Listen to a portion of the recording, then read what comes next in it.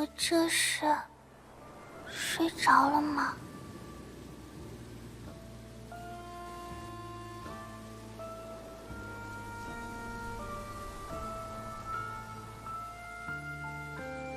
啊，画笔掉了。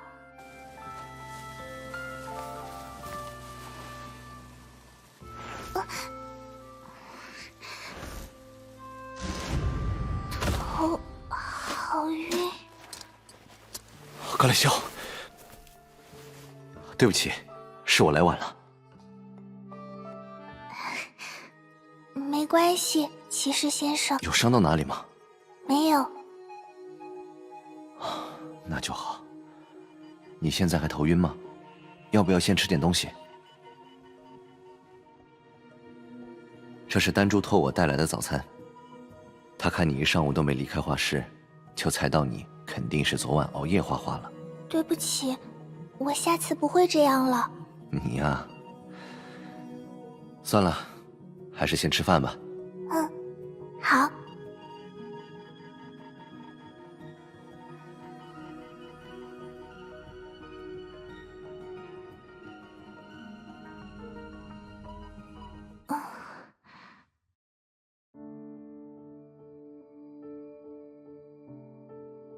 格雷修，如果你实在没胃口，只吃一点，垫垫肚子就好。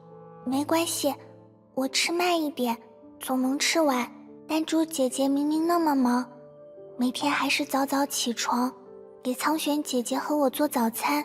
如果我没吃完，丹珠姐姐一定会把问题揽在自己身上。唉，可惜我不能帮你一起吃。这可说不准哦。对了，骑士先生，我记得今天应该是先行者集会吧？确实是这样，没错。我还以为你会忘了。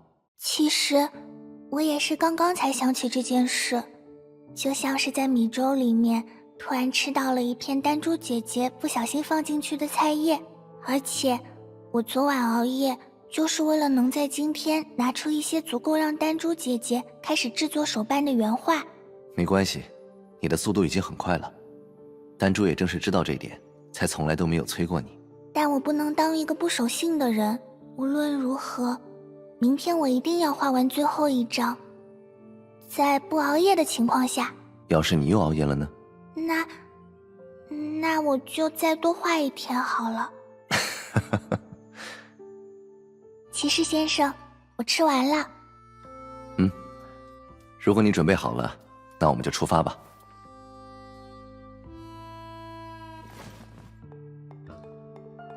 1张2张8张，还差1张就画完了。最近都没怎么练笔，等忙完这段时间一定要补回来。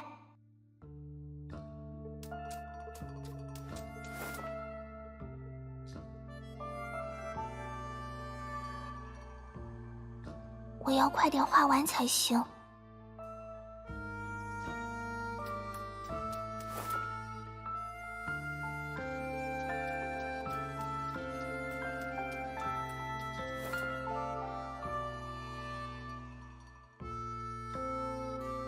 为什么会有种陌生的感觉？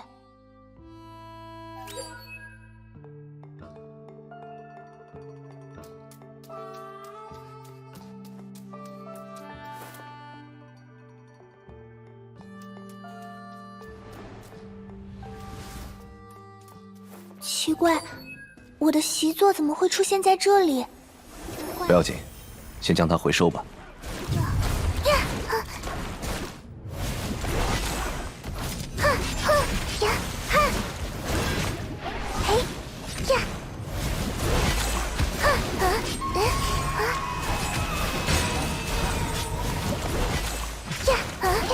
想为你画一幅画，用我最喜欢的颜色。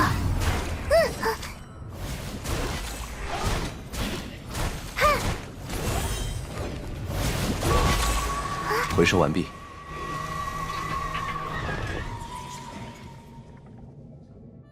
骑士先生，我记得习作，可为什么他们还是到处乱跑呢？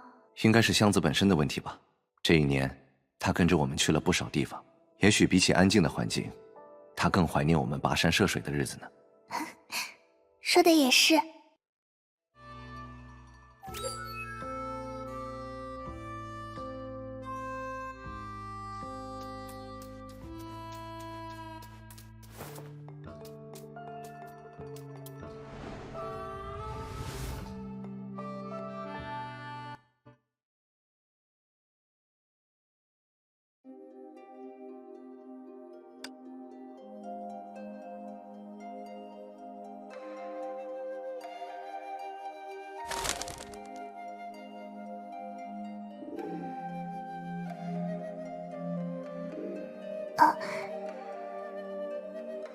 阳光好刺眼。小格雷修，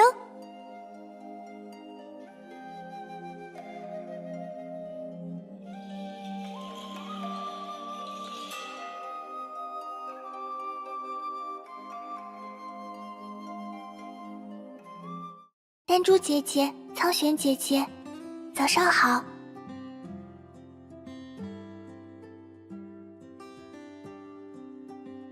再过一会儿可就到中午了，小格雷修，你不会刚刚才起床吧？是这样的，格蕾修的习作突然跑到了画室走廊，我们回收他用了一点时间。原来是这样，我还以为是我今天做的早餐让你难以下咽呢。绝对没有。所以，丹珠姐姐、苍玄姐姐，你们在外面有发现其他习作吗？没有，就算他们都跑到画室之外，也不用担心。华苏还有凯文都在石桌那边喝茶呢，不会有什么事啦。那我就放心了。等等，小格雷修，你也太平静了吧？我记得你都快1年没见到凯文和苏了。刚来太虚山那会儿，华又刚好下山处理崩坏兽。可能是因为我昨天晚上就有了预感。丹珠，既然大家都已经来了，不如我和格蕾修先去菜园摘点菜吧，这样待会儿做午饭的时候，也就不用麻烦大家再跑一趟了。有道理，那拜托你们啦。骑士先生，华姐姐现在应该不在菜园吧？丹珠刚刚才说过，她在石桌那边喝茶。不过，你为什么突然问这个问题？我也不知道，居然真的是华姐姐。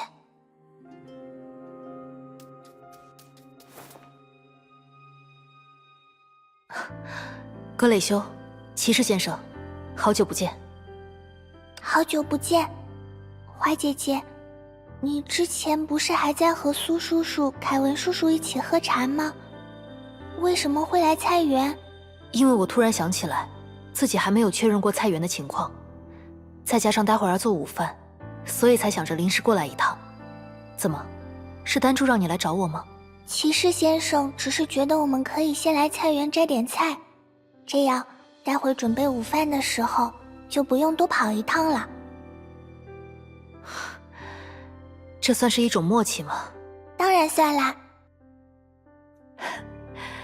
对了，既然你刚好在这儿，要试一试播种吗？好。格蕾修，我能不能问你一个问题？我不在的时候，都是你在打理菜园吗？不，是丹珠姐姐。虽然她也没来过几次。这样看，你或许很有种地的天赋。我甚至还没有教你，你就已经做得相当不错了。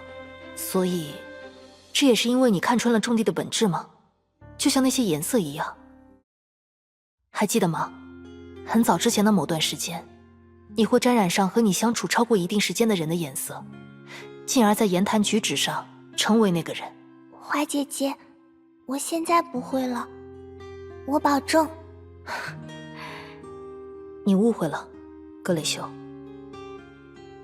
我只是想说，那个时候，我真的很感谢你。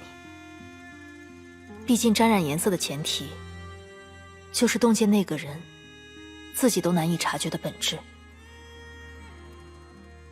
澳洲的那场大火止息后，我一度陷入了自我怀疑，纵然大家眼中的我和平时并无二致，但我却在竭力思索自己作为一而再再而三的幸存者，能为所有不幸的逝者做到些什么。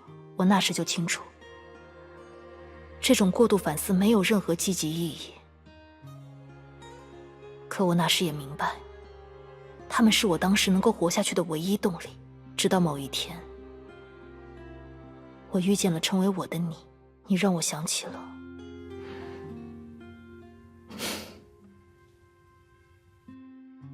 我想知道自己能做什么。你会有一辈子时间思考这个问题，别急。自己能做到什么，和自己能为谁做到什么，事实上拥有截然不同的意义，而且为了谁而行动，我们即使倾尽全力去做，到头来也还是无法做到。毕竟我们已然身处当下，却不可避免地属于过去。纵然我们能陪伴现在的人类走过很长的岁月，但谁又能断言我们就是他们中的一员呢？花姐姐，你似乎不太想和这个时代的人有过多联系。我也说不清楚，但和你们在一起的时刻，就是我最开心、最放松的时刻。既然如此，此时此刻的我就仍然属于过去，而且这也没有什么不好。我也是。很抱歉，为了今天的午饭，我不得不暂时打断你们的对话。哦，苍玄姐姐，是不是丹珠姐姐出事了？看来一说到出事，大家都无一例外的只能想到我那笨蛋妹妹呢。抱歉。别，她才该说抱歉。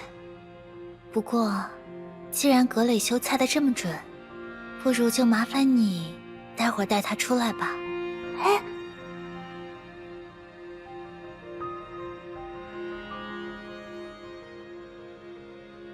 骑士先生可以灵活安排自己的行动。至于华，你负责今天的午饭，我和凯文给你打下手。既然如此，可以让我陪着格雷修吗？当然。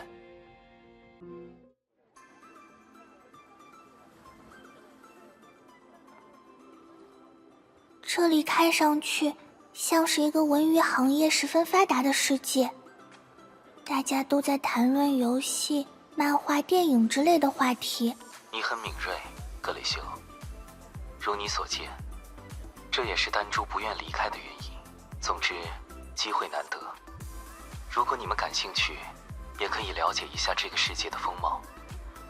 只要在此过程中，不与这个世界的人们产生交集即可。格雷修，苏说的有道理，我们难得来一趟，是可以多了解了解其他世界的情况。好。总觉得骑士先生才是那个最乐在其中的人，不然你也不会主动要求陪我了。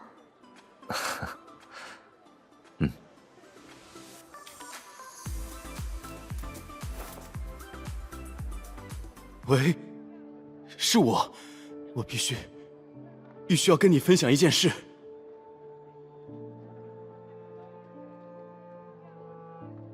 就在刚刚，我收到了一封信，那信里是这么说的：您笔下的尤利安，虽然是虚构的角色，却带给了我无比真实的情绪体验。只是看着他在加尔乌斯的冒险，我就觉得热血沸腾，生活充满了干劲。而在那些等不到您更新的日子，我更是抓耳挠腮，坐卧不宁。我知道自己不该随意打探您的生活，可无论如何，我都真切的希望你能将这个伟大的故事继续写下去。你听见我刚刚说的话了吗？居然真的有人在等我更新，可这样，我不就更难以放弃写作了吗？格雷修，你认为这个叔叔还会坚持写作吗？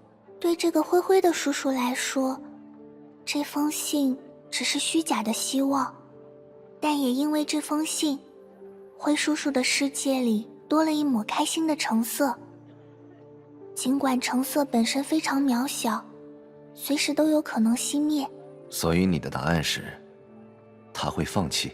骑士先生，就算是熄灭的颜色，也可以再度燃起。华姐姐他们此刻在做的就是这样的事，而且我不认为灰色就代表放弃，毕竟那些拥抱过单调灰色的人，往往也是最能看见世间多彩的人。就像只有画过素描，才能更好地掌握颜料。不错的答案。那么，需要我告诉你他之后的事情吗？不用啦，苏叔叔，我相信他。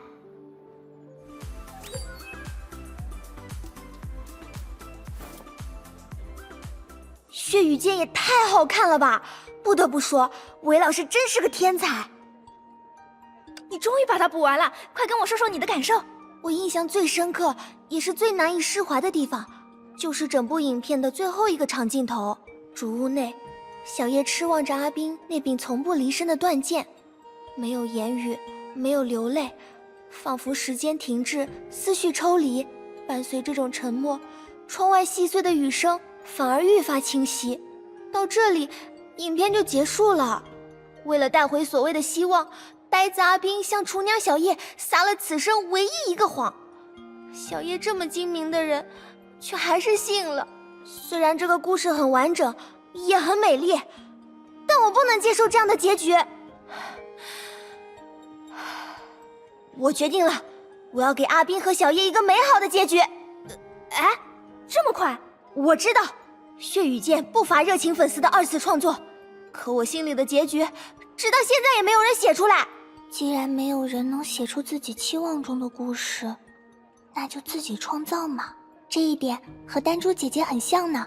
不是为了谁而行动，而是想看看自己能做到什么。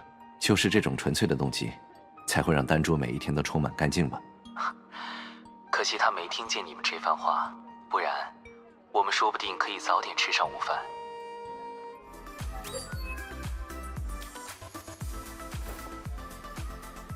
你在画什么呀？我在画蓝天之上的世界。除了碰不到的小光点，那里什么都没有。比起那些，还是画大海里的世界更有意思。可是，在船驶入大海之前，也没有人知道海里有鱼和珊瑚吧？所以，天空之上到底有什么呢？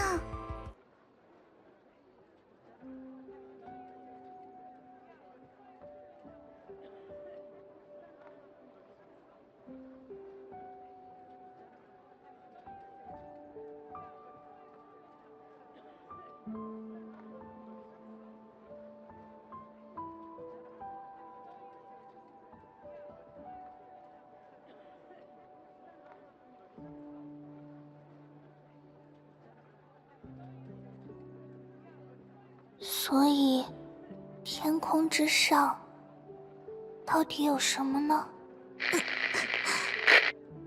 这是大家现在仍在探索的问题。我还记得，维尔薇姐姐曾经半开玩笑地说过，如果登上这艘船，你就会有画不完的素材。可当我说想代替科斯摩执行方舟计划时，他又立刻变换了态度。因为他知道，再多的星星也无法点亮宇宙，再巧的画笔也同样难及真实。他能做的，就是对那时的我隐瞒这个孩子们无法理解的真相。但现在，我已经有了自己的答案。它或许幼稚，或许天真，但我想说给你听。你愿意吗？我愿意。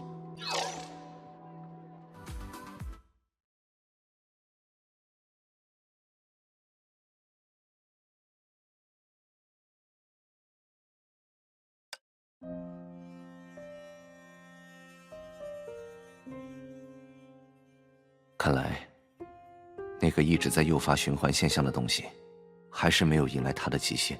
不过，我和格雷修多少让它离极限更近了一点，继续努力吧。